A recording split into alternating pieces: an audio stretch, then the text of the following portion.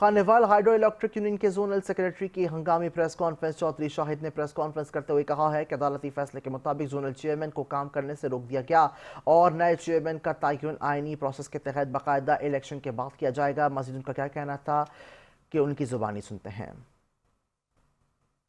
पर काम कर रहा था, उसको आज मुअज़्ज़ज़ अदालत ने काम करने से रोक दिया है। उनकी जो नॉमिनेशन है वो मखदूमपुर सब डिवीज़न और जोनल ओहदा से सस्पेंड कर दी है और आइंदा उन्हें काम करने से रोक दिया है। इंशाअल्लाह अगला इलेक्शन कानून आइन के मुताबिक और हमारे हम ख्याल दोस्त जो खानेवाल मियाँ चन्नू और कबीर वाला के दोस्तों के साथ मुशावरत के बाद आइंदा इलेक्शन कानून और आइन के मुताबिक होंगे और इंशाअल्लाह खानेवाल मियाँ चन्नू और कबीर वाला के दोस्तों की मुशावरत से नया जोनल चेयरमैन जो सिर्फ़ और सिर्फ लेबर की खातर काम करेगा, लेबर के एजेंडे पर काम करेगा।